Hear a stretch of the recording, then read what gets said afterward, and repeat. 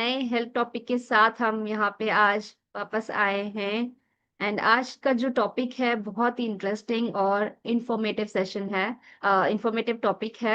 सो हम quickly start करते हैं। ओके, गुड मॉर्निंग सभी को। आज आपका healthify pro inner circle call में दिल से स्वागत है। Welcome. I am Jyoti Mandal, nutritionist and a disease reversal coach from Healthify, and I'm the host for today's session.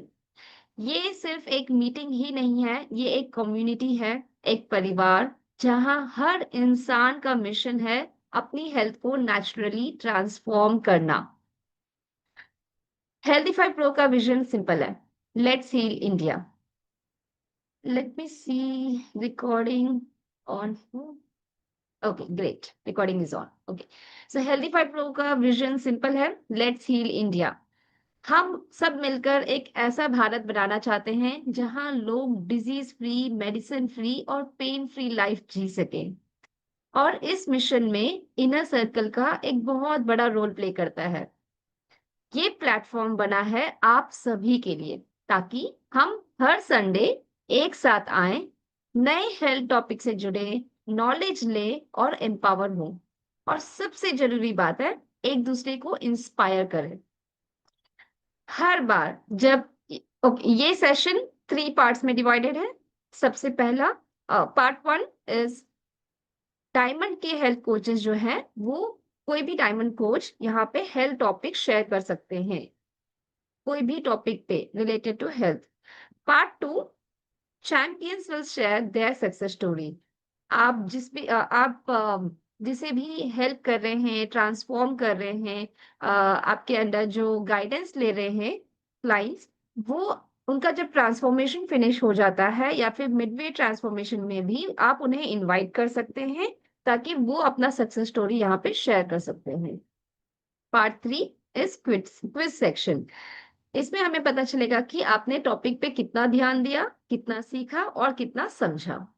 Okay, सो हर बार जब कोई क्लाइंट अपनी सक्सेस स्टोरी शेयर करता है, तो सिर्फ उनका कॉन्फिडेंस ही नहीं बढ़ता, वो किसी और के लिए एक नया रे ऑफ होप बन जाते हैं। वो कहते हैं ना, स्टोरी किसी की होती है लेकिन इम्पैक्ट सब पर होता है। सो इस इनर सर्कल में आप सीखेंगे प्रैक्टिकल लाइफस्टाइल टिप्स, हेल्थ के मिथ्स और एक सपोर्ट सिस्टम जो हर कदम पे आपका साथ देगा। ओके, तो चलिए आज भी इस सेशन को बनाते हैं इंस्पायरिंग, एंगेजिंग और impactful. Let's not just heal ourselves, let's heal India. Okay, so let me invite today's health speaker. She is Dr. Pradeep. So she has done her MBBS. She's a clinical dietitian and expert in holistic healing. She has 27 years of experience in patient-centered care. She's a dedicated medical professional, clinical dietitian with over 27 years of experience in patient healing, with a strong foundation in modern medicine and advanced expertise in dietetics. She specializes in creating personalized health plans and empower individuals to reverse lifestyle issues to restore balance naturally and effectively. So today's topic is on silent warnings, what your blood reports reveal, what symptoms does your body show. So we have our health speaker here, Dr. Pradeep. Welcome. Let's welcome her, everybody in the chat. And welcome, Dr. Pradeep. Thank you for taking our time, Dr. Pradeep. The session is all yours. Thank you Jyoti, thank you Sanjeev sir, thank you Healthify. मुझे ये opportunity दी है अपने सभी के साथ अपना experience share करने के लिए। Thank you so much. Actually जो आज की स्लाइड है ज्योति, आप शेयर कर दें please. Sure, I'll do that. Give me a second. Meanwhile, you can talk about the health topic. I'll share. Actually जो आज हम शेयर कर रहे हैं उसमें है फ्यूचर ऑफ हेल्थ। तो हमारी हेल्थ के लिए हम सब कुछ करते हैं, जैसे डॉक्टर के पास जाते हैं, ट्रीटमेंट कराते हैं। बट आज का जो टॉपिक है that is future of health, prevention through the testing. Actually हम टेस्ट कराते हैं। एक्चुअली ज्योति मेरी बात मुझे ही सुन रही है थोड़ी सी, इसमें कैसे? आप एक और डिवाइस से लॉगिन किए हो ना, तो वहां पे म्यूट करना होगा शायद, राइट? नहीं, मैं शायद एक ही, मुझे 1 मिनट में देखती हूँ। Yep. एक्सक्यूज मी, मुझे एक ही डिवाइस तो हो रहा है। अभी भी आपको एक हो रहा है? हाँ, अभी नहीं होगा। ओके, यू अभी कैन सही है। कंटिन्यू। आप मुझे नेक्स्ट एक्चुअली बोलना, नेक्स्ट स्लाइड पे जाना है तो नेक्स्ट बोलना। Okay, thank you so much. Thank you Jyoti, thank you Jyoti. Actually आज जो शेयर करें वो फ्यूचर ऑफ हेल्थ के लिए है। हम अपने पुराने ओल्ड टाइम्स में क्या होता था कि हम डॉक्टर के पास जाते थे जब हम बीमार हो जाते थे, जब हमारी हेल्थ बहुत ज्यादा खराब होती थी तो हम डॉक्टर के पास जाते थे। बट आजकल क्या है कि हम ट्रीटमेंट से लेके फ्यूचर तक जा रहे हैं। तो future of health prevention through the blood testing आज का जो टॉपिक है, इसमें हम बताएंगे कि हम कैसे ट्रीटमेंट से प्रोएक्टिव प्रिवेंशन तक जा सकते हैं। Next please, next slide please. तो अभी जो ट्रीटमेंट पैराडिग्म शिफ्ट होगा ना, from the treatment to the prevention. तो पुराने टाइम में हम क्या करते थे, पेशेंट जो ट्रीटमेंट करते थे, वेटिंग जो सिम्टम्स अपीयर होते थे उसका डायग्नोसिस होता है ट्रीटमेंट का, और focusing on the management condition उस पे करते थे। बट आजकल क्या कि हम आइडेंटिफाई करते हैं जो ओल्ड रिस्क फैक्टर है उनको प्रिवेंट करने के लिए हम जीन टेस्ट करते हैं। तो ब्लड टेस्ट के थ्रू हम अर्ली डिटेक्ट कर सकते हैं कि हमें क्या प्रॉब्लम आ रही है, और तो पर्सनल स्ट्रेटेजी डिजीज प्रिवेंशन की करते हैं, तो उसके साथ हम आगे चलते हैं। ज्योति अभी भी इको आ रही है, मैं एक मिनट चेक करूँ। यस प्लीज, एक बार चेक कर लीजिए आप। प्लीज, वो ना मुझे इको करके डिस्टर्बेंस हो रही है। Okay, hello. Yes we can hear you. अभी भी आपको इको आ रही है क्या? It shall join us in a minute. Doctor Pradeep ji, आपने 2 डिवाइसेस से शायद लॉगिन किया है, इसलिए आपको इको आ रही होगी, एक बार चेक कर लीजिए। Okay. All right. So by the time she comes back, stop sharing for a while. Yeah, I'm back. By the time she comes back, आप सबके लिए यहाँ पे एक क्वेश्चन है। What was your win of last 1 week? Monday से लेकर Saturday तक आप कोई भी एक विन शेयर कर सकते हैं चैट में। फॉर एग्जाम्पल, आपका 1 kg लॉस हुआ, या फिर 1 इंच लॉस हुआ, या 5 इंचेस लॉस हुआ, या कोई आपको हेल्थ बेनिफिट दिखाई दी, आप शेयर कर सकते हैं। या फिर कोई लाइफ में कुछ बहुत ही बड़ा चीज या कुछ अच्छा हुआ, you can share your 1 win in the chat box. I'll make her co-host. Join the gym for my health, doctor Pallavi. Awesome. Doctor Pradeep ji, आप सुन पा रहे हैं हमें? सिर्फ एक ही ने शेयर किया है विन, किसी और को 1 वीक में कोई भी विन नहीं दिखाई दी। Okay, Anvita says she has lost 200 grams in last 1 week. Great. यहाँ पे ऑलमोस्ट 17 to 20 मेंबर्स हैं, और यहाँ पे सिर्फ 2-3 विन ही आ रहे हैं, बाकी सब I hope you are attentive. Okay, Siddharth says I am completing 10K steps on daily basis. Awesome.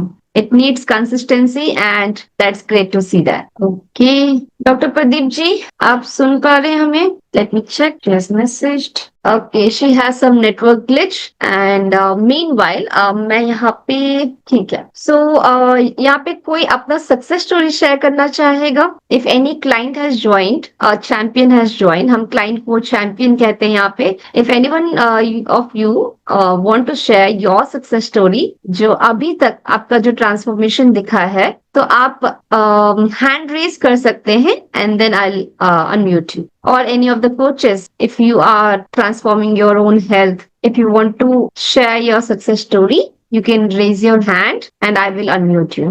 Meanwhile, Dr. Pradeep will join us in a minute or 2. She is facing some technical glitch. Nobody? Okay. So, no one. Okay. So, we can wait for 1 to 2 minutes. Dr. Pradeep ji, अगर आप वापस आए हैं तो आप hand raise कर सकते हैं, so that I'll make you co-host. ठीक है. So, हम अभी क्या करते हैं कि एक हेल्थ क्विज जो part 3। Okay, she is back. Great. Sorry, मैंने फोन से ज्वाइन किया, नेट चला गया, लैपटॉप बंद हो गया, तो वाईफाई नो में पता नहीं प्रॉब्लम, क्या प्रॉब्लम है, फोन से ज्वाइन किया। थैंक यू, सॉरी, कोई बात, thank you everyone for waiting. Thank you so much. No problem, होता है कभी कभी, that's absolutely okay. Doctor Pradeep ji, मैं स्क्रीन शेयर कर देती हूँ, आप कंटिन्यू कर सकते हैं। Give me second. Alright, here we are back with our health topic. Screen visible है? हाँ, थैंक यू, थैंक यू। तो मैं next slide, you can continue. Okay, thank you Jyoti, thank you everyone for waiting. Sorry disturb है कि no problem, कभी ना कभी problem आती है। तो जब हम ब्लड टेस्ट कराते हैं तो हर पेशेंट के लिए एडवाइस करते हैं कि आप अपने ब्लड टेस्ट कराएं। मैं सबसे एक क्वेश्चन पूछना चाहती हूँ, क्या आपने कभी अपने ब्लड टेस्ट कराए? प्लीज टाइप यस अगर आपने टेस्ट कराए हैं, तो अगर नहीं कराए तो नो। आई रिक्वेस्ट कि आप सभी आप ट्राई करके बताएं जिन्होंने भी अपनी टेस्ट कराई है, क्योंकि टेस्ट कराते हैं तो हमें पता चलता है कि हमारा क्या प्रॉब्लम्स है। तो फोर टाइम्स में हम डॉक्टर थे ट्रीटमेंट लेने के लिए, तो हम symptoms ये होते थे तो उस टाइम हम ट्रीटमेंट के लिए जाते थे डॉक्टर के पास। बट नाउ डेज हम हमारा जो फ्यूचर है वो इतना ज्यादा डेवलप हो गया एआई के थ्रू, इतने सारे टेस्ट आ गए लेटेस्ट कि जिसमें हम सिम्टम्स आने से पहले ही तो जो भी डिजीज रिस्क है उसको हम आइडेंटिफाई कर सकते हैं ब्लड टेस्ट के साथ। तो उसके लिए हम डिजीज को प्रिवेंट भी कर सकते हैं। उसमें तीन कारण होते हैं। पहले जो भी अगर कोई हमारी डिजीज है उसका हमें पता चलता है। सेकेंड थिंग कि हम उस डिजीज को टाइम से पहले प्रिवेंट कर सकते हैं। थर्ड कि हमारी हेल्थ हमेशा ही अच्छी रहे, तो कोई भी प्रॉब्लम आती है तो उसको हम पहले ही चेक कर सकते हैं। Please next. तो हम अपनी बॉडी को एक मशीन की तरह सोचे, जैसे हम हर कोई अपनी if we want to purchase की गाड़ी परचेज करनी है, हम उसके लिए 10 लाख लगाएंगे, लेकिन अपने टेस्ट कराने के लिए हमें 5,000 10,000 लगाने में भी हमें टाइम लगता है।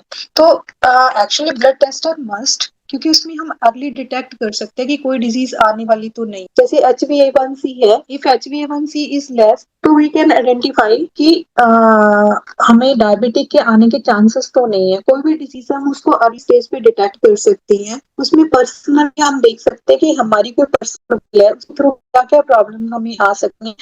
डिटेक्शन के साथ हम डॉक्टर कोई भी आ रही है तो उसको प्रिवेंटिव मोड पे चले जाते हैं। तो आजकल जो लाइफस्टाइल ट्रीटमेंट है वो ट्रीटमेंट लेवल से शिफ्ट होगी, प्रिवेंशन की तौर चला गया। तो हम हर कोई प्रॉब्लम आने से पहले ही उसको ट्रीट कर दिया। अगर हमारी बॉडी में कोई भी प्रॉब्लम आती है तो उस प्रॉब्लम को इससे पहले कि वो प्रॉब्लम आए अभी में क्या है, सबसे पहले हम क्या करते हैं कि हेल्थ के कार्डियोवास्कुलर हेल्थ है उसके लिए हार्ट की कोई प्रॉब्लम आने वाली है तो हम चेक कराते हैं। इसके साथ हो सकता है कि कोई हम doctor Pradeep ji, sorry to interrupt you. Sorry आप सॉरी टू इंटरप्ट यू, आपकी वॉइस ना थोड़ा ब्रेक हो रही है, तो आप वीडियो ऑफ कर लीजिए so that you can save some bandwidth. Okay okay, thank you Jyoti. तो कार्डियोवास्कुलर हेल्थ के लिए हम देख सकते हैं कि हमारी कोई आजकल हमें पता चलता है कि 35 इयर्स था सडनली हार्ट अटैक हुआ और डेथ हो गई, सडनली जाते जाते एकदम चक्कर आए और पेशेंट कोलैप्स हो गया।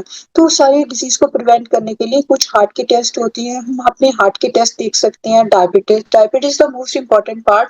डायबिटीज के साथ जो भी शुगर लेवल बढ़ जाता है तो उसको हम टेस्ट कर सकते हैं कि कोई आने वाले समय में डायबिटीज की जो भी कॉम्प्लिकेशन है वो ना आए। बट कॉम्प्लिकेशन आने से पहले ही हम डायबिटीज को भी प्रिवेंट कर सकते हैं। कुछ हमारे जेनेटिक फैक्टर्स होते हैं जो डायबिटीज की तरफ ले जाते हैं, लेकिन उस जेनेटिक फैक्टर्स को हम प्रिवेंट नहीं कर सकते। बट कुछ फैक्टर्स ऐसे हैं जैसे ओबेसिटी हो गया, तो हमारा मेटाबॉलिक डिस्टर्बेंसेस हो गई, तो उन सबको प्रिवेंट करने के लिए हम अपने टेस्ट के थ्रू प्रिवेंट कर सकते हैं। और जैसे कैंसर रिस्क है तो कैंसर की स्क्रीनिंग है, उस स्क्रीनिंग के लिए काफी सारे टेस्ट है, तो हम उसमें बायोप्सी वगैरह भी करते हैं। अगर लेकिन हमें कोई लंप या कुछ लगता है, लेकिन उससे पहले भी कुछ ब्लड कैंसर मार्कर्स है जैसे CA-125, PSA प्रोस्टेट के लिए होता है, CA-125 ओवरी के लिए होता है। तो ऐसे हम कैंसर स्क्रीनिंग भी कर सकते हैं टेस्ट के साथ। Next please. तो इस तरह से हम अपने टेस्ट कराते कराते अपने हम सारे जो डिजीज है उसको प्रिवेंट कर सकते हैं। तो इसमें कुछ टेस्ट दिए हुए हैं, कौन से टेस्ट हैं, जैसे हम CBC कराते हैं। CBC से क्या आइडेंटिफाई करते हैं, CBC से हमारे जो ब्लड की हेल्थ है वो पता चलता है, क्योंकि जो ब्लड है वो हमारी बॉडी का एक सबसे इम्पोर्टेंट पार्ट है। अगर ब्लीडिंग ज्यादा हो जाएगी तो हमारी ब्लड लॉस होता है, तो उसके साथ हमें अनीमिया हो जाती है। लेकिन ब्लड कई बार हमारी बॉडी में बनता नहीं है, red blood cell, white blood cell, platelet, तो उनकी क्या कंडीशन है उसके अकॉर्डिंगली हम बहुत सारी डिजीज प्रिवेंट कर सकते हैं। जैसे इन्फेक्शन हो गया हमारी बॉडी में तो उससे हमारी TLC बढ़ जाती है, व्हाइट ब्लड सेल बढ़ जाती है। तो इसी तरह अगर डेंगू वगैरह है तो उसमें प्लेटलेट कम हो जाते हैं। तो ऐसी काफी सारी डिजीज है जो हम CBC के थ्रू आइडेंटिफाई कर सकते हैं। लिपिड प्रोफाइल हमारे हार्ट के लिए होता है कि कोलेस्ट्रॉल वगैरह, HDL, LDL हम वो असेस कर सकते हैं कि कोई हार्ट डिजीज तो नहीं हमारी आती। इसी तरह जैसे ग्लूकोज के लिए फास्टिंग ब्लड इनिशियल लेवल्स में क्या होता था, आज से अगर हम सोचे 40 इयर्स अगो तो हमारा यूरिन का टेस्ट करता था, यूरिन से पता चलता था 1+, 2+, उसी अकॉर्डिंगली डॉक्टर देखते थे कि शायद शुगर है, बट वो आइडेंटिफाई नहीं कर सकते थे। लेकिन उसके बाद धीरे धीरे ब्लड शुगर आने लगा, fasting blood sugar, PP blood sugar, तो उससे हम अपना डायबिटिक स्टेटस चेक करते हैं। लेकिन लेटेस्ट में अभी HbA1c आ गया, HOMA IR टेस्ट है, तो जिसे हम कर सकते हैं आइडेंटिफाई कि हमारा इंसुलिन रेजिस्टेंस बॉडी में कितना है, किस लेवल तक हमारी बॉडी इंसुलिन को रेजिस्टेंस हो रही है। तो उसके लिए हम फास्टिंग इंसुलिन लेवल करा सकते हैं। तो इसलिए हम ग्लूकोज के टेस्ट करा के इंसुलिन, HbA1c, ब्लड शुगर, उसके साथ हम डायबिटीज भी डिटेक्ट कर सकते हैं। विटामिन डी का टेस्ट हो गया। Vitamin D is the most important part. तो बहुत सारी बॉडी में हमारी फटीग रहती है, थकावट रहती है, बोन्स में पेन होता है, मसल पेन होता है। तो अगर विटामिन डी का लेवल है, वो भी आजकल विटामिन डी को एक हार्मोन की तरह डील किया जाता है रादर देन विटामिन, क्योंकि ये हमारे बहुत सारे बॉडी के पार्ट्स कंट्रोल करते हैं। थायराइड फंक्शन टेस्ट जो होते हैं वो हमारी बॉडी में जैसे फटीग हो गया, थकावट हो रही है, हमें एकदम वेट गेन हो रहा है सडनली, कई बार वेट लॉस भी होता है। तो जैसे हाइपोथायराइडिज्म में उसमें वेट गेन होता है, अगर हाइपर है तो उसमें वेट लॉस होता है, टैकीकार्डिया होता है। तो इस तरह हम थायराइड के टेस्ट करके थायराइड का लेवल चेक कर सकती है। तो हमारा बॉडी का मेटाबॉलिक स्टेटस कैसा है उसको भी हम आइडेंटिफाई कर सकते हैं कि हमारे मेटाबॉलिक स्टेट को देख सकते हैं। Next please. अभी हमें क्या करना चाहिए? सबसे पहले ब्लड टेस्ट के लिए हमें रेगुलर टेस्टिंग करनी चाहिए। एवरी 6 मंथली, 1 ईयरली टेस्टिंग करानी चाहिए। कुछ टेस्ट ऐसे हैं जो हम 1 ईयरली कराते हैं। तो रेगुलरली ब्लड टेस्ट, जैसे जो बेस लाइन टेस्ट है, CBC है, ब्लड शुगर है, वो बेस लाइन टेस्ट है, तो उसको हम कर सकते हैं 6 मंथली। और कुछ जैसे कैंसर स्क्रीनिंग टेस्ट है, मैमोग्राफी है, वो हम yearly, 3 yearly, according to age, उसी अकॉर्डिंगली हम डॉक्टर एडवाइस करते हैं कि ये टेस्ट कराएं। तो लेकिन जब भी आपकी टेस्ट रिपोर्ट कराते हैं तो प्लीज एक हेल्थ डॉक्टर के साथ, आप हेल्थ केयर प्रोवाइडर के साथ एक कंसल्टेशन जरूर बुक करें, ताकि उसके साथ पता चले कि आपकी कोई डिजीज तो नहीं आने वाली। जो डिजीज है उसको हम प्रिवेंट कर सकते हैं। कैसे प्रिवेंट करेंगे? अपनी लाइफस्टाइल मॉडिफिकेशन के साथ, अपनी डाइट, एक्सरसाइज। हाँ, स्ट्रेस एक बहुत बड़ा फैक्टर है जो हमारी बॉडी के अलग अलग डिजीज पैदा करता है। तो बहुत सारे डिजीज सिर्फ स्ट्रेस से ही इंक्रीज होती है। तो हम टेस्ट कराते हैं तो उसको प्रिवेंट कर सकते हैं। तो जैसे हम गाड़ी चला रहे हैं तो गाड़ी की सर्विस कराती है एवरी 6 मंथली। हमें पता होता है 5000 किलोमीटर पे हम अपना गाड़ी का सर्विस मेंटेनेंस कराने के लिए जाते हैं। तो इसी तरह लेकिन अपनी बॉडी के लिए प्लीज, क्योंकि हम गाड़ी खराब होगी तो we can purchase a new one, but अगर बॉडी में एक बार दिक्कत आ गई तो हमें उसमें प्रॉब्लम हो जाती है उसको ट्रीट करने में। तो एक लेवल तक हम ट्रीटमेंट होते हैं, बट जब एक बार बॉडी में डिफेक्ट आ जाता है उसको आगे कंट्रोल करने में काफी लंबा टाइम लग जाता है। बट अगर प्रिवेंशन पे जाएं तो वो हमें कोई प्रॉब्लम बॉडी में आने से पहले ही हम उसको प्रिवेंट कर सकते हैं। Next please. अभी इकोनॉमिक्स क्या है हेल्थ प्रिवेंशन का? इकोनॉमिक्स कॉस्ट क्या हो सकती है? अगर हमें कोई डिजीज हो गई है, जैसे सोचो कि हमें बॉडी में कोई इन्फेक्शन है, तो हम टेस्ट करा रहे हैं, हमें पता चला कि हमारा TLC ज्यादा है। तो उसमें क्या है, हमारा जैसे थोड़ी इन्फेक्शन होगी तो इनिशियली हम कुछ कॉस्ट में, नियरली टू 300 में हम उसको ट्रीटमेंट कर सकते हैं। एवन उसको हम डाइट और अपनी लाइफस्टाइल मॉडिफिकेशन के साथ भी क्योर कर सकते हैं। लेकिन जब एक लेवल पे ज्यादा हो जाती है तो फिर उसको हॉस्पिटल एडमिशन होता है। और अल्टीमेटली कई बार ऐसा भी होता है कि जैसे कैंसरस लेवल पे भी चले जाते हैं। तो एक सिंपल एग्जांपल बताती हूँ। मेरे पास एक पेशेंट आया, उसका HB लो आ रहा था, तो वो उसने दिखाया कि मैडम HB लो आ रहा है, क्या करें। तो एक अनमैरिड गर्ल थी, जब उसके टेस्ट कराया, मैंने रिपोर्ट देखी तो मुझे लगा कि उसमें थैलासीमिया है। तो मैंने उसको एडवाइस किया कि आपका तो थैलासीमिया डाउट लग रहा है, तो आप प्लीज टेस्ट कराओ। थैलासीमिया के टेस्ट कराया, उसको थैलासीमिया माइनर आया। तो फिर उसकी फैमिली का कराया, उसके ब्रदर का भी थैलासीमिया माइनर था, ब्रदर मैरिड था। तो मैरिड के बाद तो प्रॉब्लम होती है कि कल को हमारी आने वाली जो जनरेशन है उस पे भी हमारा ये हेल्थ टेस्ट का इम्पैक्ट पड़ता है। तो उसकी वाइफ जो थी वो नॉर्मल थी, उसका थैलेसीमिया माइनर नहीं था, तो देवर सेव्ड। बट अगर माइनर की शादी माइनर थैलेसीमिया माइनर के साथ होती तो कल को में तो ब्रेन को प्रॉपर ऑक्सीजन नहीं जा रही, तो उसकी जो एक्टिविटी लेवल है वो काफी कम हो जाएगा, ब्रेन जल्दी थक जाएगा, बॉडी में थकावट आएगी। तो अगर बेबी हेल्दी है तो उसके साथ आगे उसका डेवलपमेंट भी अच्छा होगा, कल को वो गेम्स में, स्टडी में, हर जगह फर्स्ट आएगा। तो ये नहीं है कि ये टेस्ट सिर्फ अपने करा, अपनी फैमिली में, अपने बच्चों के, पूरी फैमिली के कराने चाहिए, क्योंकि इसका इकोनॉमिक बर्डन बहुत ज्यादा हो गया है। तो अगर हम अपने टाइमली टेस्ट कराएंगे तो हमारी प्रोडक्टिविटी भी इंक्रीज होती है। हेल्थियर हम हेल्थी होंगे, हमारी जनरेशन हेल्थी होगी, तो आने वाली फ्यूचर जनरेशन तक भी इसका इम्पैक्ट रहता है एक सिंपल ब्लड टेस्ट का। तो आप इसको हम क्वालिटी ऑफ लाइफ भी इम्प्रूव कर सकते हैं इस टेस्ट के साथ। तो उसको हम कोई भी आने वाली डिजीज है उसको तो प्रिवेंट करेंगे, बट जो मेरा मेन है सेम का, फ्यूचर ऑफ जनरेशन, हमारी फ्यूचर जनरेशन है, हमारा आने वाला समय है। आज हम हेल्थी हैं, क्या कल को हमें डायबिटीज होगी? हम नहीं आइडेंटिफाई कर सकते। क्या कल को हमें हार्ट प्रॉब्लम होगी? हम नहीं आइडेंटिफाई कर सकते। क्या हम हमारा बीपी बढ़ेगा हम नहीं आइडेंटिफाई कर सकते। बट हाँ, अगर आप अपने रेगुलरली टेस्ट कराती हैं, जैसे आपने ब्लड टेस्ट कराई, अपना रेगुलर बीपी चेक कराया, तो उसके साथ आप बहुत सारी डिजीज को पहले ही आइडेंटिफाई कर सकते हैं, रादर देन कि हमारी बॉडी में कोई सिम्टम्स आए उससे पहले ही हम उसको क्योर कर सकते हैं थ्रू द लाइफस्टाइल इंप्रूवमेंट। तो क्वालिटी ऑफ लाइफ इंप्रूव होगी क्योंकि कोई हमें डिजीज नहीं होगी। एक सिंपल एग्जांपल है, हम जा रहे हैं, हमारी गाड़ी रास्ते में रुक गई है, तो क्या हम तब सर्विस के लिए जाएंगे? क्या हम गाड़ी के मेंटेनेंस तब कराएंगे जब हमारा एक्चुअली गाड़ी रास्ते में रुकी है? नहीं, हम पहले गाड़ी की मेंटेनेंस करा के घर से चलने से पहले देखते हैं गाड़ी में पेट्रोल कितना है, गाड़ी की सर्विस कब हुई है, उसके सब पेपर चेक करते हैं। तो प्लीज सभी से रिक्वेस्ट है कि हमारी बॉडी भी एक मशीन है, उसको भी हम पहले टेस्ट कराएं, और उसको करा के कोई भी हमारी प्रॉब्लम है तो कल को आने वाले समय में कोई भी डिजीज आने के लिए we should be ready for the future.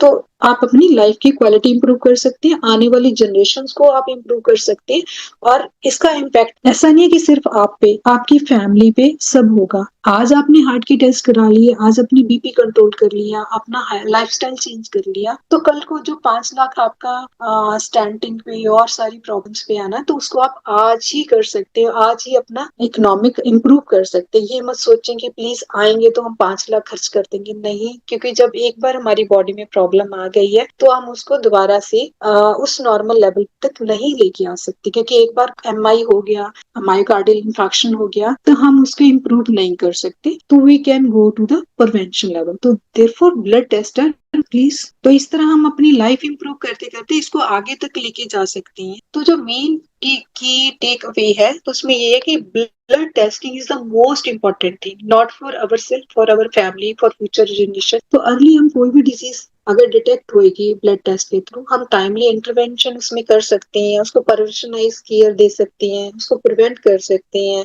और अडॉप्ट कर सकते हैं कि क्या क्या हमें अप्रोच करनी है अपनी लाइफस्टाइल के साथ, अपनी डाइट चेंज करके, अपना लाइफस्टाइल चेंज करके। तो जैसे डायबिटीज है, मेटाबॉलिक कोई भी डिसऑर्डर है, उसको आप 100% अपनी सिर्फ लाइफस्टाइल हेल्थ डिजीज मतलब हेल्थ लाइफस्टाइल चेंज करने के साथ ही उसको प्रिवेंट कर सकते हैं। Thank you so much, thank you everyone, thank you for the patience, thank you Jyoti. बहुत ही इंफॉर्मेटिव सेशन था डॉक्टर प्रदीप जी। काफी अच्छा लगा, बहुत कुछ समझ में भी आया और कुछ नया भी सीखने के लिए मिला। So now if you have any questions from the audience, you can ask your questions in the chat box, or if you can raise your hand, I will unmute you. Related to blood reports, कौन से test किसको करवाने चाहिए? यहाँ पे हमारे साथ doctor Pradeep जी हैं with 27 years of experience। इनके एक्सपीरियंस को हम यूटिलाइज कर सकते हैं। अभी आपको कोई भी क्वेश्चन है रिलेटेड टू ब्लड रिपोर्ट्स, किसको कौन से टेस्ट करवाने चाहिए, या फिर कोई सिम्टम्स है तो उसके बेसिस पे कौन से टेस्ट करवाने से पता चलता है कि वो क्यों हो रहा है, so you can raise your hand, I will unmute you. You can ask your question, or you can mention in the chat box as well. किसी का कोई questions है? Okay, okay. Radhika has raised her hand. Let me unmute you. Hello. Radhika, you can. Beautiful session, ma'am. I had questions about supplements. Example, if somebody is suffering from Hashimoto thyroid, and if we give them complete dairy-free and gluten-free, so is it necessary to give them calcium supplement or is it not? Actually जो calcium supplement है वो आप level के accordingly, सबसे पहले तो इसका important है, हमने सप्लीमेंट दिया क्या वो बॉडी, सबसे इम्पोर्टेंट है पहले विटामिन डी लेवल जरूर चेक कराएं, क्योंकि कई बार थायराइड पेशेंट के साथ विटामिन डी लेवल कम होती है, तो उसके साथ अगर आप सप्लीमेंट दोगे भी तो वो बॉडी में प्रॉपरली यूटिलाइज नहीं होगा, क्योंकि हमारा vitamin D is the most important thing calcium को यूटिलाइज करने के लिए। और सेकेंड थिंग ये है कि हम उससे बेटर ये है कि हम डाइट के साथ ही अगर बेटर उसको दे पाए, जैसे पनीर दे सकती है, हम दूध मिल्क दे सकती है, रागी दे सकते हैं, तो कैल्शियम के रिच सोर्स है। तो सबसे बेस्ट हमारी फर्स्ट प्रेफरेंस यही होती है कि हम उसको डाइट के साथ ही इंप्रूव करें रादर देन सप्लीमेंट देने के लिए। और सेकंड, अगर टेस्ट में कम आता तभी सोचें, नहीं तो अननेसेसरी कैल्शियम स्टोन बन जाते हैं, क्योंकि एक्स्ट्रा कैल्शियम हमारी बॉडी के लिए नुकसानदायक है। आजकल स्टोन के काफी पेशेंट आते हैं, तो कैल्शियम लेवल तभी दें सप्लीमेंट खास करके कि जब हमारी बॉडी के लेवल कम हो, रादर देन पहले बॉडी में जो है उसको यूटिलाइज करें। हाँ, ये देख सकते हैं कि जैसे बोन मैरो डेंसिटी कराते हैं, बीएमआई टेस्ट कराते हैं, बोन मैरो डेंसिटी कराते हैं, अगर ऑस्टियोपेथ ऑस्टियोपेनिया है तो हम सोचते हैं कि अगर ऑस्टियोपेनिया नहीं है, नॉर्मल बोन डेंसिटी है, तो कोई जरूरत नहीं है हमें सप्लीमेंट देने के लिए calcium. Okay, ma'am. Thank you. Thank you for the question and बहुत ही अच्छे से आंसर किया आपने doctor Pradeep ji. Okay, we have another question. Can I ask? Radhika? Yes. Second. Yes. Like if somebody is having muscle cramps and twitching, and there is no other cause, if no proper diagnosis anyone can make, so will magnesium supplements help in such cases or not? हाँ, magnesium का better ये है कि जैसे हम foot bath देते हैं, Epsom salt bath देते हैं, तो उसमें जो नेचुरल मैग्नीशियम एब्जॉर्ब होता है स्किन के थ्रू, दैट आल्सो इम्प्रूव्स, और उसके साथ बॉडी की रिलैक्सेशन होती है, मैग्नीशियम लेवल भी नॉर्मल होती है। तो बट बेटर ये है कि जैसे हम डाइट, सबसे इम्पोर्टेंट होती है डिहाइड्रेशन में भी मसल क्रैम्प्स की प्रॉब्लम होती है। Actually this is an electrolyte imbalance, sodium potassium का इम्बैलेंस है, डिहाइड्रेशन है, मल्टीपल थिंग्स है कि जिसकी वजह से क्रैम्प्स होती हैं। एक्सेसिव एक्सरसाइज है, उससे भी कई बार हमारे लैक्टिक एसिड डिपॉजिट हो जाता है, उससे भी क्रैम्प्स होती हैं। तो हमें पहले आइडेंटिफाई करना पड़ेगा, उसकी हिस्ट्री लेके, रूट कॉज देखे कि क्या रूट कॉज है। एक्सेसिव है तो बेस्ट है कि उसको एप्सम साल्ट बहुत दे सकती है, एप्सम साल्ट बहुत दे सकती हैं, और साथ में हम केला दे सकते हैं क्योंकि केले में पोटाशियम अच्छा होता है।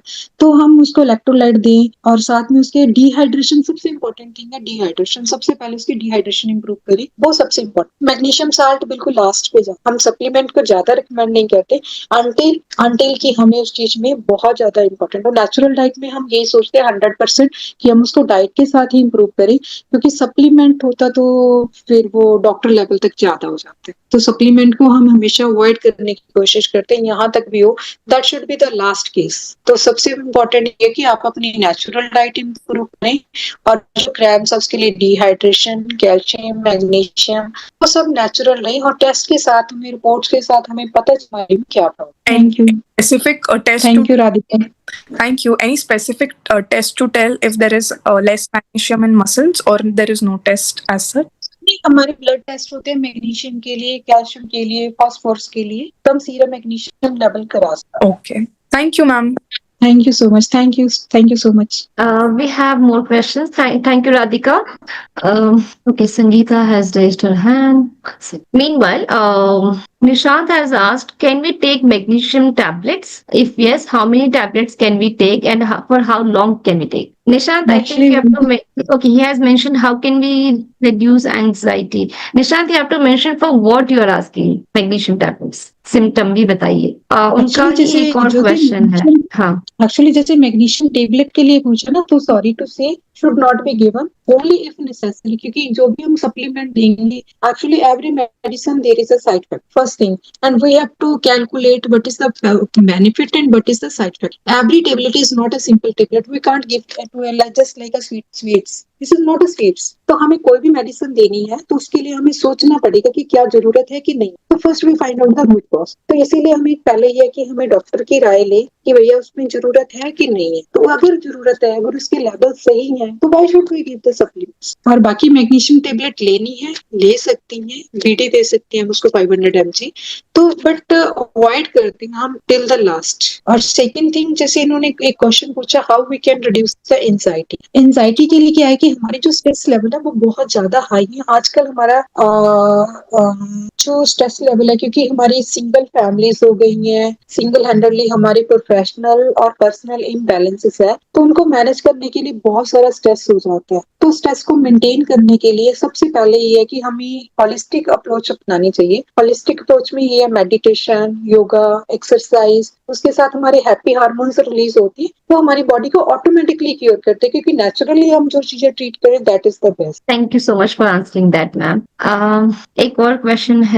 Okay, Nishant says he has anxiety and overthinking issues in between, so will magnesium tablets help to reduce anxiety? अगर मैग्नीशियम टैबलेट ऐसा नहीं है एक्चुअली क्या है कि मैग्नीशियम लेवल, ये कि magnesium treatment for anxiety and overthinking, we have to find the root cause कि क्या है, क्योंकि हर चीज का इलाज मैग्नीशियम नहीं है। प्लीज ये सभी समझिए कि हमारा स्ट्रेस लेवल को कंट्रोल करें, हम उसको नेचर के साथ एसोसिएट करें, क्योंकि नेचुरली जो हमारी बॉडी के हार्मोन है, this is not only magnesium, cortisol level है, हमारे एपिनेफ्रिन है, नॉरएपिनेफ्रिन है, तो बहुत सारे हार्मोन्स है, सेरोटोनिन है, वो सारे हार्मोन्स है वो हमारी बॉडी के पूरे बैलेंस कर, तो हमें उसका जैसे हमारे नेचुरल रिदम के साथ हमें चलना चाहिए अर्ली मॉर्निंग, तो उसके साथ हमारे एंजाइटी लेवल ऑटोमेटिकली खत्म होगी विदाउट एनी ट्रीटमेंट। और एक क्वेश्चन है सिद्धार्थ जी का, I do not Yeah. Have any element but to check overall health but should be preferred type of blood test that I should do.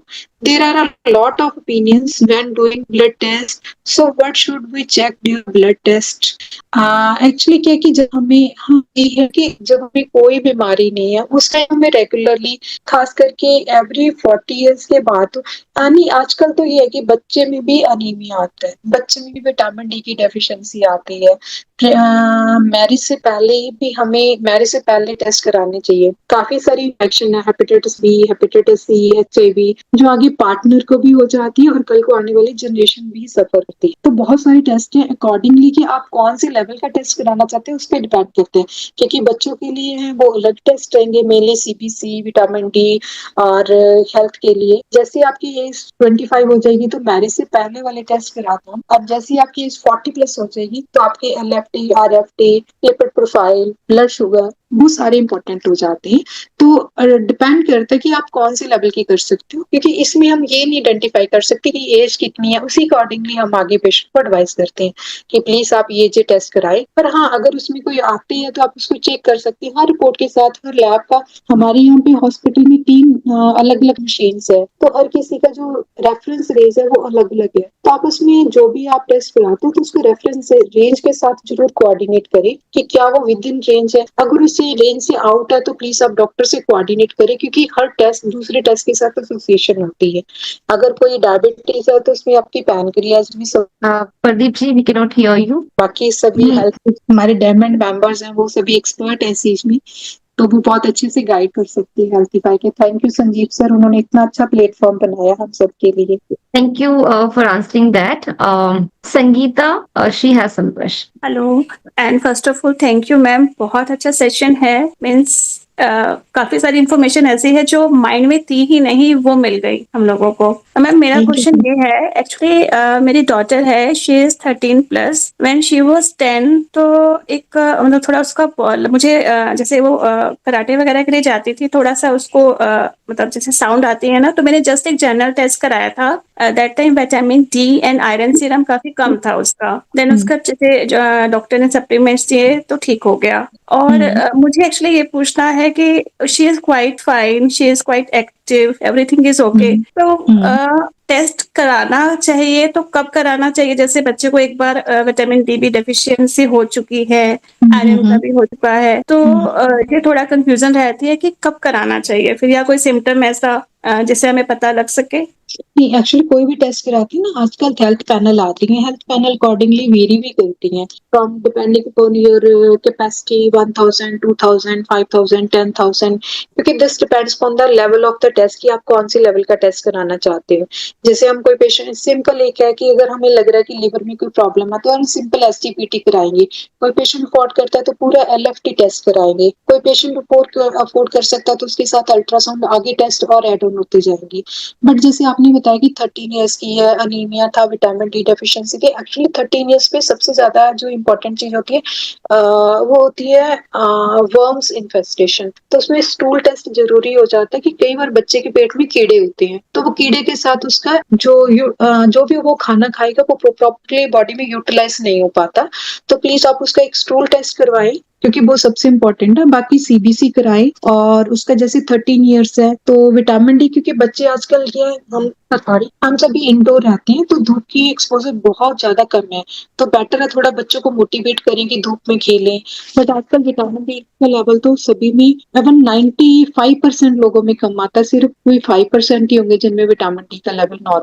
तो vitamin D तो regularly हमें supplement ही देना पड़ता है, उसका सिर्फ एक ही सोर्स है जो नेचुरल हम मशरूम कहते हैं। मशरूम को अगर हम धूप में रखें, उसकी सब्जी बनाएं तो वो हमें हेल्प करते हैं विटामिन डी का लेवल इंप्रूव करने के लिए, बट वो भी उतना नहीं दे पाते जितनी हमारी बॉडी की नेसेसिटी होती। तो पहले पुराने धूप में काम करते थे, बाहर खेलते थे मिट्टी में, तो उनमें विटामिन डी कम होता था, बट हम इंडोर रहते हैं, एसी चल रहा है, तो इसलिए विटामिन डी की डेफिशिएंसी थोड़ी ज्यादा है आजकल। दैट मीन्स कि वंस अ ईयर, मतलब कुछ एक होता है ना कि वंस ईयर करा लेना चाहिए या हाँ जी, once a year is must. तो अगर कोई प्रॉब्लम आती है तो फॉलो अप में आप उसको 6 मंथली करवा सकते ओके मैम। हैं, but once a year is must. आप सिंपल हेल्थ पैनल करवाएं, उस हेल्थ पैनल में अलग अलग लैब्स के, जैसे लाल लैब है, मैंने अभी एक्चुअली पैनल नहीं तैयार किया, तो पैनल नहीं तो सॉरी मैं नहीं तो तैयार करके लाती, पर क्योंकि ये ना एक्चुअली एज के अकॉर्डिंगली और रिक्वायरमेंट के अकॉर्डिंगली वेरी करता है, तो डॉक्टर की भी राय ले सकती हैं आप, किसी भी डाइटिशियन की भी, तो उसमें बता सकते हैं कि एज के अकॉर्डिंगली ही आप टेस्ट करा सकते हैं। बाकी अगर है तो आप मेरे से कंसल्ट भी कर सकते हैं ज्योति के थ्रू की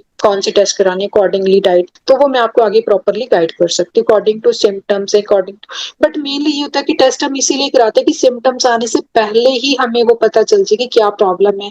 जैसे आपने उसका विटामिन डी लेवल इंप्रूव कर दिया, तो बॉडी के जो बेटे की एक्टिविटी लेवल है वो बहुत ज्यादा हाई हो जाएंगे। अगर उसमें आयरन लो है तो उसका नेचुरली है कि एनीमिया के साथ बॉडी उसकी बहुत जल्दी थक जाएगी, ब्रेन भी एक लेवल तक काम करेगा, उसके बाद ऑक्सीजन की कमी की वजह से उसको मतलब कॉग्निटिव डिक्लाइन भी हो जाता है बच्चों में थोड़ा। तो बेटर ये कि iron level should be proper, और खास करके उसके बाद फेराटिन लेवल है जो आयरन स्टोर है, that is the most important thing. क्योंकि नहीं तो ये करते हैं कि एचबी नॉर्मल आ गया 12 13 तक तो हम छोड़ देते हैं, but ferritin level is the most important thing, क्योंकि ब्लीडिंग के साथ जैसे अभी 13 ईयर्स है तो साइकिल्स आती हैं, तो ब्लीडिंग में ब्लड लॉस होता है, तो वो भी एक चेक करना जरूरी होता है, क्योंकि स्टार्टिंग में थोड़ी कई बार ब्लीडिंग भी बच्चे की ज्यादा होती है, तो प्लीज आप वो चेक करें जरूर। थैंक यू, जी मुझे मैम। आपकी सर्विस करने का मौका मिला। Thank you everyone, thank you Sangeeta. हाँ, thank you so much ma'am. तो मैम आपसे मैं थोड़ा सा हेल्प लेना चाहूंगी इस बारे में, सेशन जी के बाद जैसे भी श्योर कंफर्टेबल होगा। Sure sure sure. Thank you for asking that question Sangeeta. यहाँ पे बहुत लोगों को शायद वो क्वेश्चन होगा जिससे मैम प्रदीप जी ने जो आंसर किया उससे क्लियर हो गया। मेरा भी एक क्वेश्चन है प्रदीप जी। सो बेसिकली एक क्लाइंट को अल्सर्स है, स्टमक अल्सर, एंड वो जो बहुत ज्यादा एसिड रिफ्लक्स है। सो वो जब भी खाना खाते हैं तो उन्हें एसिड रिफ्लक्स तो होती ही है और वो मेडिसिन भी ले रहे हैं, बट फॉर एग्जाम्पल हैवी भी खाना खाए, लाइक बनाना, प्रोटीन शेक, स्मूदी, या फिर बिरयानी, या कितना भी हैवी मील्स खा ले, उनको विद इन 1 आवर बहुत ज्यादा भूख लग जाती है। तो रात में भी वो उठ के फिर खाते हैं 2-3 बजे, उन्हें बहुत ज्यादा भूख लगती है। सो ऐसा क्यों हो रहा है? Is it because of bad bacteria in the gut जो वो न्यूट्रिएंट्स को एब्जॉर्ब कर ले रहे हैं, या फिर ऐसा क्यों हो रहा है? एक्चुअली इसके क्या लिए होता कौन सा है टेस्ट कि करवानी चाहिए? एक्चुअली जैसे पेट में अल्सर्स हैं, सबसे पहले तो हमें आइडेंटिफाई करना पड़ता है कि अल्सर कौन से लेवल पे है और कैसे पता चलता है अल्सर्स का। तो उसमें एंडोस्कोपी वगैरह कराते हैं हम, तो एंडोस्कोपी से पता चलता है कि अल्सर्स हैं। अल्सर्स कौन से टाइप के, उस पर भी डिपेंड करता है। और खास करके हाँ, जैसे आपने एसटीडी के लिए बोला, तो एसटीडी का कारण मेनली यही होता है कि आजकल हम कोई भी चीज खाते हैं उसमें केमिकल्स बहुत ज्यादा हो गए हैं। Chemical one thing, and second thing is a fast food. तो फास्ट फूड में तो इतने प्रिजर्वेटिव, इतने ज्यादा केमिकल्स होते हैं, स्टेबलाइजर होते हैं, तो जो नेचुरल घर का खाना है that is the most important thing. और जो सेकंड उसको लगती है भूख बहुत ज्यादा लगती है, तो प्लीज उसका एक बार डायबिटीज स्टेटस जरूर चेक करें, क्योंकि डायबिटीज में पॉलीफेजिया होता है, तो कोई भी चीज खाती है तो उसको एकदम ऐसे लगता है कि नहीं, क्योंकि वो जो शुगर लेवल तो हाई रहेंगे बट जो सेल्स हैं उनमें ग्लूकोज नहीं पहुंच पाती।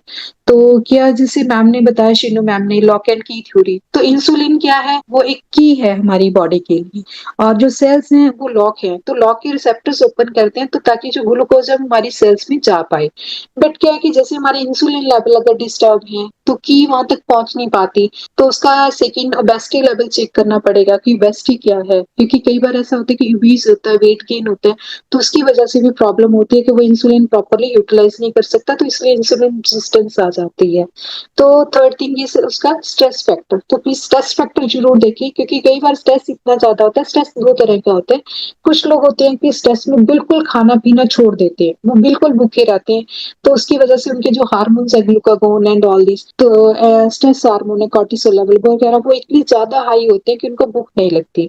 लेकिन कुछ सेकंड क्या होते हैं कि उसमें पॉलीफेजिया होना शुरू हो जाता है, वो जब भी स्ट्रेस होगा तो उनको फटाफट होता है कि बिस्किट की 2 पैकेट खोलो, फटाफट खा लो, कोई भी होगा भुजिया, नमकीन। तो आप सभी आइडेंटिफाई करें कि जब भी आप अपने को ज्यादा भूख लगती है जब भूख नहीं लगती तो आपका स्ट्रेस का लेवल कितना है, क्योंकि ये माइंड हमारा है जो सारी बॉडी को कंट्रोल करता है। तो हाँ, अगर हम माइंड को कंट्रोल कर लेंगे तो हमारी बॉडी भी कंट्रोल हो जाएगी। तो we have to train our mind कि हमें क्यों प्रॉब्लम हो रही है। जब भी वो खाना खाएंगे तो थोड़ा प्लीज आप उनकी हिस्ट्री लें कि उनका भूख क्यों ज्यादा लग रही है, क्योंकि हिस्ट्री में स्ट्रेस फैक्टर भी मेन इंपॉर्टेंट है। बाकी उसके डायबिटीज वगैरह के लिए जरूर कराएं, क्योंकि मेनली एक ही रीजन होता है जिसमें भूख ज्यादा लगती है। और उसका सीरम कॉर्टिसोल लेवल करा सकते हैं, उसमें पता चलेगा कि स्ट्रेस लेवल कितना हाई है। तो इंसुलिन में HOMA IR and fasting glucose post prandial सभी करवाना होगा। उसमें ये है कि एक्चुअली क्या है कि होमा आईआर इज अ कैलकुलेशन। तो आप उसमें फास्टिंग जैसे ब्लड शुगर कराएंगे, फास्टिंग इंसुलिन लेवल कराएंगे, तो दोनों का फार्मूला कलेक्ट करके fasting insulin level into fasting blood sugar level divided by 405, तो उसमें होमा आईआर की लेवल आ जाता है। That is just an calculation assessment. तो उसमें आप असेस कर सकते हो कि इसका इंसुलिन रेजिस्टेंस बॉडी में कितना है, आगे फ्यूचर में डायबिटीज होने के कितने चांसेस हैं। तो अगर इंसुलिन लेवल हाई है तो उसमें ये है कि बॉडी रेजिस्ट कर रही है, तो फ्यूचर में आपको डायबिटीज 2 होने के चांसेस बहुत ज्यादा हाई है। हाँ, होमा आईआर जिन जो पेशेंट इंसुलिन पे है उनमें होमा आईआर का कैलकुलेशन नहीं रहती, क्योंकि हम उसको आर्टिफिशियल इंसुलिन दे रहे हैं। Thank you so much for answering that, बहुत ही डिटेल में एक्सप्लेन किया आपने। किसी का क्वेश्चन भी है, अगर माउथ अल्सर्स रेगुलरली हो रहा है तो क्या स्पेसिफिक टेस्ट करवानी चाहिए?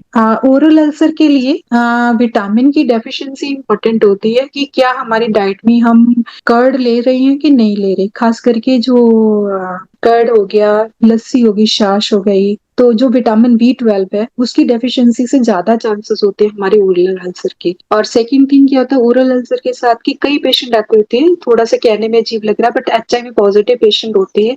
क्योंकि हम पेशेंट को नहीं ये कहते, हमें अगर पेशेंट लेवल पे पूछ रहे हैं तो प्लीज, बट कई बार HIV इन्फेक्शन होती है उसमें भी ओरल अल्सर ट्रीट नहीं हो पाते। और थर्ड थिंग होता है कि जैसे हमारा स्ट्रेस जब बहुत हाई होता है तो हमारी बॉडी जो होती है वो विटामिन को प्रॉपरली अब्सॉर्ब नहीं कर पाती। हम खा रहे हैं सब कुछ बट बॉडी में यूटिलाइज नहीं होता। इसलिए हम सभी को एक ही गाइड करते हैं कि जब भी आप खाना खाते हो कभी टीवी मत देखो, फोन मत देखो, आराम से रिलैक्स करो, 5 मिनट रिलैक्स करके फिर खाना खाओ। क्योंकि जब हम रिलैक्स करके खाना खाते हैं तो हमारी बॉडी में ऐसे हार्मोन्स प्रोड्यूस होते हैं जो हमारे खाने को प्रॉपरली यूटिलाइज कर सकती है। तो उसके साथ हमारी बॉडी को मोर न्यूट्रिएंट्स मिलेंगे। जस्ट वही डाइट है, वही जब आप स्ट्रेस में खाओगे तो बहुत मतलब यूटिलाइज नहीं हो पाएगा। हाँ, इसका सिंपल एक एग्जांपल बताती हूँ। जैसे घर में शादी है, हम सब खाना खाते हैं और इतना खुशी खुशी खाना खाते हैं कि उसका डबल बेनिफिट होता है।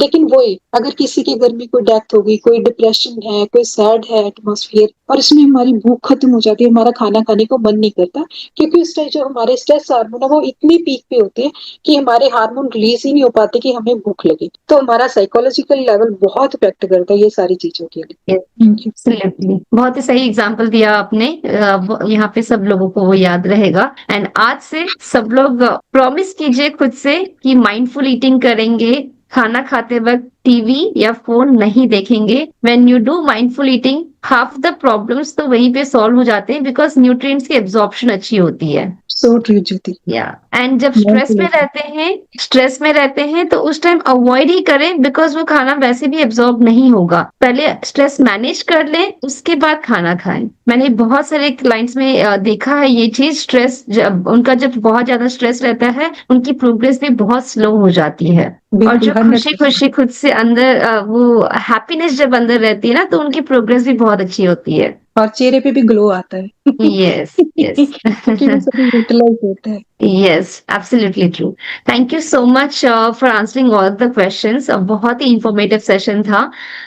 अभी हम next part पे चलेंगे। Unfortunately हमें आज client join नहीं कर पाई and हमारा time भी हो चुका है। So we'll move to the third part, that is quiz section.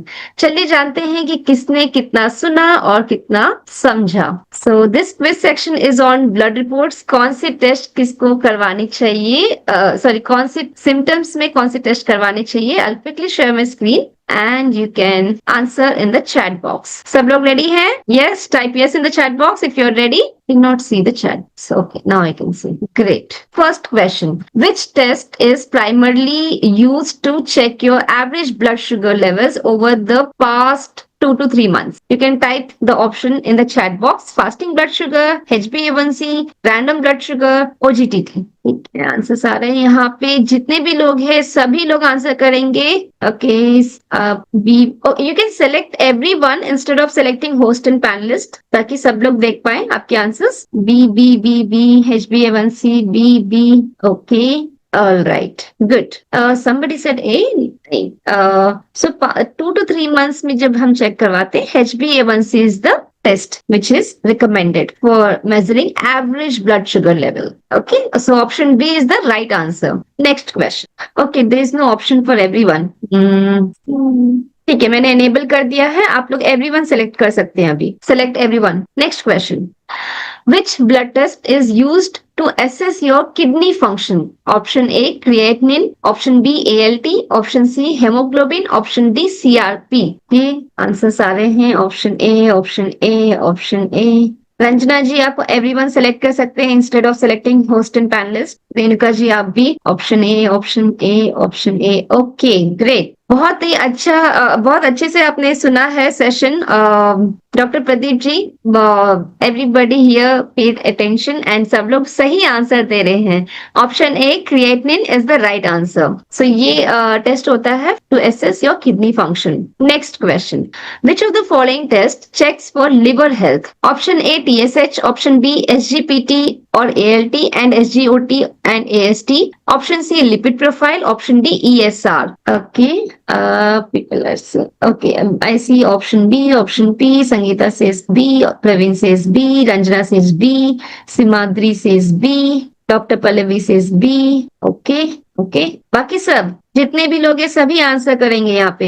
Renuka ji says B. Okay, great. Yes, the right answer is option B. SGPT SGOT test होता है, ALT AST टेस्ट होता है to understand liver health. Next question. Which test measures your body's iron storage levels? Option A, hemoglobin. Option B, ferritin. Option C, RBC count. Option D, vitamin D. Which test measures your body's iron storage levels? यहाँ पे लोग confuse होने वाले हैं. Okay, Siddharth says C, Praveen says B, Renuka says B, Pallavi says B.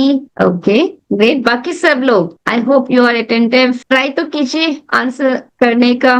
Okay, Sangeeta says B, Pallavi says B. Good. All right. So yes, ferritin is the right. Yeah. Excuse me Jyoti, यहाँ पे मैं थोड़ा एक्सप्लेन करना चाहूंगी इस क्वेश्चन को. जैसे Yes. ये है बॉडी का आयरन स्टोरेज लेवल. जो हमारा हीमोग्लोबिन है वो सिर्फ हमारा चेक करते हैं कि बॉडी का सर्कुलेटिंग आयरन लेवल कितना है. आयरन लेवल हीमोग्लोबिन से पता चलता है. Second thing is ferritin. तो फेरेटिन है, that is the exact answer. तो जो आयरन स्टोर है वो सीरम फेरेटिन से पता चलता है, क्योंकि प्रोटीन के साथ बाउंड होकर आयरन हमारी बोन्स में स्टोर हो जाता है. उसमें सीरम फेरेटिन लेवल टेस्ट कराते हैं. जो आरबीसी काउंट है, that is red blood cell count. Red blood cell count से हमें ये नहीं पता चलता कि बॉडी में आयरन कितना लेवल है, क्योंकि इसमें सिर्फ सेल्स की एक्टिविटी का पता चलता है. And vitamin D is not related to iron. Yes, absolutely. आपने बहुत ही अच्छे से एक्सप्लेन किया. बहुत तो यहाँ पे कंफ्यूज हो रहे थे. कुछ लोग ऑप्शन ए बोल रहे थे, कुछ लोग बी एंड कुछ लोग सी. सो आपने बहुत ही क्लियरली डिफरेंस एक्सप्लेन किया. Thank you so much for that, doctor Pradeep ji. Okay, let's move to the next question. Which blood test is used to evaluate inflammation in the body? Option A, CRP, C-reactive protein. Option B, vitamin B12. Option D, HDL cholesterol. Option D, ESR. Which blood test is used to evaluate inflammation in the body? Simhadri says B, Siddharth says A, Renuka ji says D. बाकी सब लोग, Sangeeta says D, Ranjana says D. Okay. यहाँ पे multiple answers भी हो सकते हैं. A hint. Okay, doctor Pallavi says A and D, Poonam says D. Good. Okay, Pradeep ji आप कुछ कहना चाहेंगे? हाँ, इसको मैं थोड़ा एक्सप्लेन करना चाह रही थी कि जो इन्फ्लेमेशन है actually basic C reactive protein का मोस्ट इंपॉर्टेंट थिंग, क्योंकि ये डायग्नोस्टिक है इन्फ्लेमेशन के लिए. अगर इन्फ्लेमेशन है तो सी रिएक्टिव प्रोटीन हाई आए, बट विटामिन बी लेवल है तो हमारे खाने पे न्यूट्रिशन डेफिशिएंसी. आपकी आवाज ना बहुत ही कम आ रही Pradeep ji. Can you repeat? Actually जो सीआरपी है that is the main diagnostic test जो इन्फ्लेमेशन के लिए, तो इन्फ्लेमेशन में सीआरपी रेज होएगा। जो विटामिन बी है वो हमारा सिर्फ न्यूट्रिशन डेफिशिएंसी होती है, अब्जॉर्प्शन प्रॉपर नहीं होती तो विटामिन की डेफिशिएंसी आएगी, उसमें इन्फ्लेमेशन में ज्यादा रोल नहीं होता। एचडीएल कोलेस्ट्रॉल जो होता है वो भी इन्फ्लेमेशन में ज्यादा रोल नहीं होता क्योंकि वो हमारे कोलेस्ट्रॉल लेवल के साथ एसोसिएटेड होता है, हमारी बॉडी में कैसे कोलेस्ट्रॉल लेवल हमारी बॉडी उसको मेजर करी है। जो ईएसआर है, ईएसआर इन्फ्लेमेशन में रेज होता है, बट ईएसआर रेज होने का जैसे अनीमिया है उसमें भी ईएसआर रेज होगा, प्रेगनेंसी है उसमें भी ईएसआर होगा। तो ईएसआर रेज बहुत सारी कंडीशंस में होता है, बट जो मेन है ईएसआर रेज होगा इन्फ्लेमेशन में, no doubt. But CRP is the main diagnostic, यहाँ पे इन्फ्लेमेशन से हमें डायग्नोस कर सकते हैं कि सीआरपी है या मींस बॉडी में इन्फ्लेमेशन है। Yes. So option A, CRP is the right answer. Again, very clearly explain the difference of CRP, ESR कब बढ़ता है. Yeah. So thank you. Next question, last question. Which test helps to assess your thyroid gland function? Option A, HDL. Option B, HbA1c. Option C, TSH, that is thyroid stimulating hormone. Option D, platelet count. Okay. Praveen says TSH. Pallavi से सी, सिद्धार्थ से सी, संगीता, रंजना से सी, संगीता से C. Okay, यहाँ पे 5-6 लोग ही answer कर रहे हैं, बाकी सब लोग I hope Sunday lazy day तो नहीं है आपके लिए अभी। ये सेशन होने के बाद आप रेस्ट कर सकते हैं। रेणुका से सी, सिमाद्री से C. Okay, yes, good. Option C, TSH is the right answer. यहाँ पे और भी पैरामीटर्स होते हैं T3 एंड T4। सो आप एक्सप्लेन करना चाहेंगे प्रदीप जी? हाँ जी, एक्चुअली क्या है जो टीएसएच है that is a hormone that is released from the pituitary gland. तो ये थायराइड ग्लैंड को स्टिमुलेट करता है T3 T4 बनाने के लिए। जब हमारी थायराइड ग्लैंड बिल्कुल अच्छे से काम कर रही है तो हमारा प्रॉपर T3 T4 बनता है, तो T3 T4 उसको नेगेटिव फीडबैक देता है तो TSH को कंट्रोल रखता है। जब हमारा T3 T4 थायराइड ग्लैंड जो है वो प्रॉपर फंक्शन नहीं कर रही तो उसका इफेक्ट TSH पे आता है। अगर वो ग्लैंड फंक्शन कम कर रही है तो TSH लेवल का हाई हो जाएगा क्योंकि T3 T4 उसको नेगेटिव फीडबैक नहीं दे रहा। लेकिन अगर हमारी थायराइड ग्लैंड बहुत हाइपर एक्टिवली काम कर रही है तो TSH लेवल काफी लो हो जाएगा लेकिन T3 T4 लेवल काफी हाई हो जाएंगे। तो T3 T4 TSH के साथ हम थायराइड ग्लैंड का फंक्शन देख सकते हैं। TSH सिर्फ उसको इंटरप्रेट करता है, उसको स्टिमुलेट करता है हार्मोन बनाने के लिए। अगर हार्मोन कम बनेंगे तो TSH लेवल हाई होएगा क्योंकि इसको और स्टिमुलेट करेगा थायराइड ग्लैंड को कि और हार्मोन बनाओ, बट वो ग्लैंड काम नहीं कर रही। लेकिन जब हाइपर एक्टिव ग्लैंड होती है तो वो TSH को और सप्रेस कर देती है क्योंकि वो ऑलरेडी इतनी एक्टिव होती है कि इनको स्टिमुलेट करने की जरूरत नहीं होती, इसलिए हम इसको कहते हैं thyroid stimulating hormone. Thank you so much for a clear explanation again. Thank you. Okay, we are done with the quiz section. So, कैसा लगा आज का सेशन? मजा आया सबको? One line in the chat box. Jyoti, thank you so much. मुझे सब लोगों की सर्विस करने का थोड़ा मौका मिला, थोड़ी नॉलेज शेयर करने का हुआ, क्योंकि जितनी हम नॉलेज शेयर करेंगे, भगवान ने हमें नॉलेज दी है तो शेयर करने का हमें मौका मिलता है। Thank you so much, thank you everyone जिन्होंने भी आज पार्टिसिपेट किया है, टिल द एंड तक रहेगा। मैं थोड़ा सा एक टिप देना चाहती हूँ सभी को, क्योंकि जो अभी तक हैं तो वो टिप लें। क्या है कि हमारी बॉडी में आजकल मेटाबॉलिक डिसऑर्डर बहुत ज्यादा हाई हो गए हैं, तो सबको अपना HbA1c तो जरूर टेस्ट कराना चाहिए। अगर HbA1c 5.7 से हाई है तो प्री डायबिटिक की तरफ जा रही हो, अगर 6.2 के ऊपर हो गया तो इसका मतलब आप डायबिटिक हो। तो उसके साथ हमारा जो पैनक्रियास है वो प्रॉब्लम क्रिएट करता है, लिवर है वो प्रॉब्लम में आ जाता है और हार्ट में भी प्रॉब्लम आनी शुरू हो जाती है। तो उसके लिए जैसे अपनी पैनक्रियास सही काम करी या नहीं करी तो उसके लिए हम सबसे पहले कराते हैं फास्टिंग इंसुलिन लेवल। तो इंसुलिन लेवल कराएंगे, उससे पता चलेगा कि क्या हमारा इंसुलिन लेवल ज्यादा है तो इसका मतलब हम डायबिटिक की तरफ जा रहे हैं, तो we should to control our diet and lifestyle. और सेकंड थिंग, हमारा लिवर का टेस्ट होता है तो लिवर पे इफेक्ट होता है डायबिटीज का, क्योंकि जो फैट है वो हमारे लिवर में डिपॉजिट होना शुरू हो जाता है। जो लिवर है वो हमारे ग्लूकोज को यूटिलाइज करता है। जब ग्लूकोज यूटिलाइज प्रॉपर नहीं होती तो सेकंड मेटाबॉलिज्म शुरू हो जाता है लिवर में, लिवर उसको फैट में कन्वर्ट करना शुरू कर जाता है, जिसकी वजह से फैटी लिवर हो जाता है डायबिटिक पेशेंट में।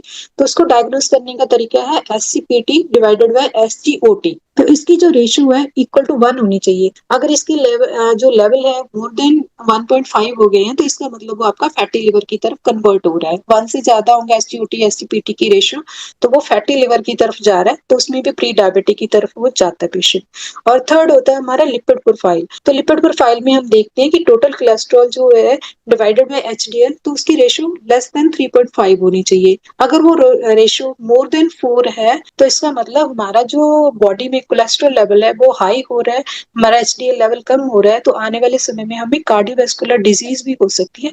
तो ये 3 टिप्स हैं जो मैं सभी को देना चाह रही थी। Thank you so much for sharing the tips Pradeep ji. बहुत ही अच्छे से आपने एक्सप्लेन किया कि किसको कौन से टेस्ट करवाने चाहिए even though they are not seeing any symptoms. आप अपना नॉलेज शेयर किए हमारे साथ। We are equally grateful that you took out some time from your busy schedule and you shared very important, this is a very important topic which is very helpful for people, for everyone here. और हो सके तो हम कुछ weeks के बाद वापस से ये सेशन लेंगे ताकि आज जो मिस कर दिए हैं ये सेशन उनके लिए भी हेल्पफुल। थैंक यू एवरीवन, और थैंक यू, मुझे संदीप सर का स्पेशली थैंक यू करना है। सर ने इतना अच्छा प्लेटफॉर्म बनाया, और सभी का थैंक यू क्योंकि मुझे नॉलेज शेयर करने का मौका मिला, और थैंक यू भगवान जी का जिन्होंने मेरी नॉलेज गेन करी और मुझे सबके साथ शेयर करने का मौका मिला, क्योंकि जो हम शेयर करते हैं वही हमें रिसीव होता है। Thank you everyone, thank you Jyoti for coordinating such a good. I'm so grateful. Thank you so much Pradeep ji, thank you Sanjeev sir, Sheenu ma'am, thank you healthy pi.